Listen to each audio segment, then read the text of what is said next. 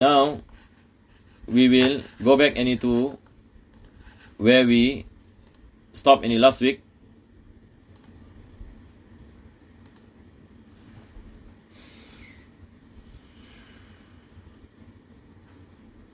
Hold on, Just give me a minute.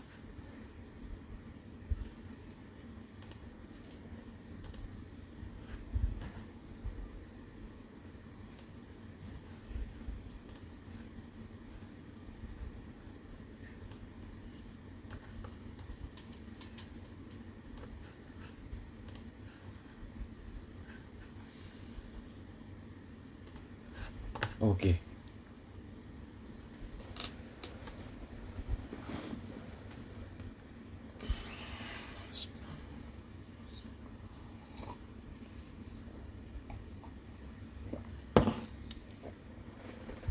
In Muqaddimah Hadramiyyah, in our last lesson, we spoke about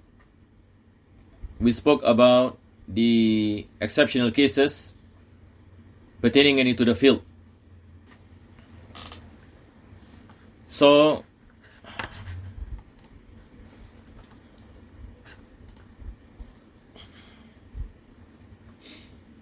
the author mentioned a few exception.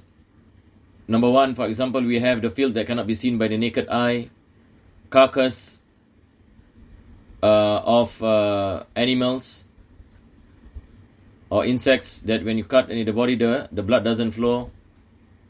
We spoke about the mouth of a cat that has filled, then disappears, and when there is a possibility that it drank from a large quantity of water, we can assume that the water is still pure. This applies to a toddler who has filled small amount of vapor from the field, strands of hair of inedible animals, and I give the example of a cat. If a few it is it is forgiven. Small amount of dust from the manure of animals, and dust from the manure of animals that does not make the wet body parts filthy. Even if your body is wet, it doesn't make it filthy, even though it sticks to your body. So all these are the exceptional cases where we say that it is forgiven. And then the author spoke about the quantity of water reaches 2 qullah. And I mentioned last week that 2 qullah it is about 219 liters. So when you have najis, a filth that falls into water that is more than 2 qullah, it doesn't make the water mutanajis. Doesn't make the water najis if the characteristics of the water does not change. So it will not make the water impure. But if the water is less than 2 qullah, it makes the water mutanajis, even if the characteristics does not change. So here there is a difference between water that is small in amount and water that is large in amount. Water that is large in amount, as what we mentioned, it is water that is more than 2 qullah. But water that is less than 2 qullah, if any filth falls into it, automatically it becomes mutanajis. Now, I hope it is clear, inshallah. So here he said that if the water reaches 2 qullah, it does not become impure when filth falls into it, except if the water changes in state, color, taste, color or smell, even if the change is minor. Last week also I mentioned about the difference between minor change and major change. And when it comes into filth, it is a minor change. If it is a minor change, it's not forgiven. If it is minor change, it's not forgiven. But when it comes into things that are pure, it affects water and there is some change. If the change is minor, it is forgiven.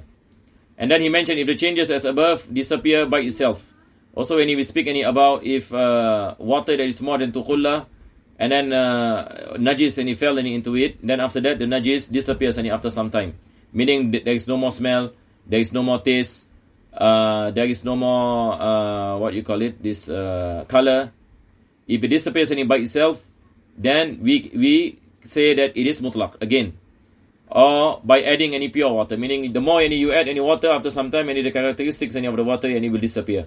It is accepted. But what is not accepted if you pour musk or soil to cover the smell or to cover the color by putting in soil and so on, it does not become pure, meaning it still becomes mutanajis. Now, so basically what the author is saying, that the water can only become pure if the properties change, meaning goes back to the origin, and this is done by itself, meaning there is nothing being being placed inside the water that covers the smell or cover the color of the water. And then he mentioned waljari karakit, water that is constantly flowing has the same rulings as water that is still stagnant. So water that is flowing, last week I gave an example, and if there is a small stream of water and there is najis, and for example a person put a carcass of a cat, and for example, and then the water runs through the carcass, so the water that flows back, all this is considered to be mutanajis. Because why? Because small amount of water is affected by najasa. But when the water comes into a big reservoir, then it is not considered to be najis, because now the water is large amount, and as what we mentioned, when water becomes large in amount, it is not any mutanajis. It is not considered to be mutanajis, because it is not affected by the changes, not affected by the changes. But when it is small amount, it is the same as water that is stagnant. Water that is stagnant. So if the water is a lot, for example, from the river, then we don't worry. Even if there is a carcass, for example, we do not say that the water is mutanajis, because this is a big river where the flow of the water is more than 2 qulla at one wave. But here what we can imagine is if it is a stream of water that is small in amount. Then he said, wal qullatani 500 ratal Baghdadi. This is basically the measurement of the 2 qullas, 500 pounds, and using Baghdad, any measurement differences is forgiven of 2 pounds. So all this I believe we have mentioned, and then this is where we stop. I believe this is the last thing that we mentioned last week. So I do not know whether the notes that I gave last time cover this. But if it is not covered, and maybe those who are following, you can write this down. And inshallah, by after Ramadan, inshallah, our book and it will be ready, inshallah ta'ala. Inshallah. Because now also in the situation of this COVID-19, making some process a bit slow. So basically here, the author is saying the measurement of 2 qulla. The measurement of 2 qulla, if it is a square, then it is 1/4 arm span. So this is what we see here. 1 1/4 arm span. So you have a square, for example, 1 1/4 is about 60 centimeter. And the depth also is 60 centimeter. So this is basically the measurement of 2 qulla when the container is a square container. But if the container is like cylindrical, then the measurement is the depth is 2 arm span. The depth is 2 arm span. The diameter is 1 arm span, approximately 48 centimeter. So you can do your own measurement to imagine how big it is, how much it is 2 qulla. So we have a measurement in terms of square cube, and we have a measurement in terms of cylinder. This is basically what the author is saying. How we want to ascertain whether a particular body of water has reached 2 qulla or does not reach 2 qulla. Because sometimes when you go to the village, for example, and you find a big pail, for example, and you do not know whether it is 2 qulla or not 2 qulla. So this kind of measurements is important, so that you can know whether the water has reached 2 qulla or not. And then lastly, he mentioned that it's haram that we use watahu mutaharatu bilma il musabbali li shurbi. We have any terminology here? Ma al musabbal. Musabbal is basically mawquf. The water has been that waqaf. A person, for example, dig a well, and then he make a waqaf. And he said that I make any waqaf, I make the intention of waqaf of this well for the sake of drinking only. Now he placed the condition of drinking only. So it is haram for a person to use the water to take ablution. It is not permissible for us to do tahara. This is what he said. وَتَحْرُمُ طَهَارَةُ بِالْمَاءِ الْمُسَبَّلِ لِلشُّرْبِ. the ma al-musabbal is waqaf for what? Lishurbi, the author said, lishurbi. So it is haram for you to do tahara. Not permissible for you to take wudu. Not permissible for you to wash your feet, for example, or to bathe. All this is not any permissible. So I hope all this is clear, inshallah. Now we will go into the next part, where the author mentioned about ijtihad. There is in the chapter of Tahara something that has got to do with ijtihad. The meaning of this ijtihad basically it is in the meaning in the Arabic sense, the linguistic meaning. Because in usulul fiqh we have a different meaning when it comes to ijtihad. When it comes to usulul fiqh, and when we speak about mujtahid, we are speaking about a person who is a mujtahid and who looks at the Quran and the Sunnah and to give any fatwa or to does any ijtihad to solve some misunderstandings pertaining to a certain ruling. That is a different type of ijtihad.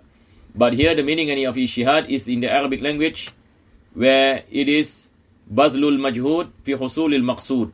Some scholars mention this. Some scholars basically mention about ijtihad is basically to put in effort to attain a particular result. So whatever action that you do to attain a particular result, it is called an ijtihad. So studying for exams, for example, that you put your efforts to study your exams, to study all this mathematics, chemistry and so on, and you want to get good grades, for example, this is an example of ijtihad in the Arabic language. Basically you are putting in efforts to attain a result. So there must be effort and there must be a goal. Then only it becomes an ijtihad. But if a person just put in effort and he doesn't know what he's doing, this is not an ijtihad, because this is a waste. So here the author is speaking about doing ijtihad pertaining to water. What is the meaning doing ijtihad pertaining to water? Then he gave an example. He said, إِذَا اشْتَبَهَ عَلَيْهِ طَاهِرٌ بِمُتَنَجِّسٍ اجْتَهَدَ. So now this situation is, for simplicity, if I have two pills of water, and then I have doubt. I know for certain that one of the pills has najis. But I do not know which one. I have doubt on this. I do not know which one. So here I have to do ijtihad. Meaning I have to put in efforts to find out. I have to put in efforts to find out which one is pure and which one is najis. How do I put in efforts to find out? For example, when I look at these two pails of water, I find that one pail is very clear, but one pail is dusty. So now I know that the water that is clear is the pure one, and the water that is dusty is mutanajjis, because I know najis has come into one of the pails. Just like for example, some scholars mention that you see from afar a dog and he comes to the two pails and lick at one of the pails, and then after that you do not know which one. And then when you look at the pails and when you look at the color, for example, the first one is grayish in color, the second one is very clear. Or the first one, for example, there are a few dust particles for example, the second one is very clear. Then you are certain that the second one is pure, and the one with dust particles is the one is touched by the dog. Tamam? Or for example, you look at the first pail, the water is stagnant. But when you look at the second pail, the water moves. And this is the one that the dog has drank from it. So now you make the judgment that the pail that is stagnant is the pail that is pure, whereas the other one is najis. So this is a kind of ijtihad. He should make ijtihad. This is what an author say. When a person is in doubt about the purity of water, as to whether one of the two containers or more, it can be more containers, for example 10 containers, and then you do not know which one is najis.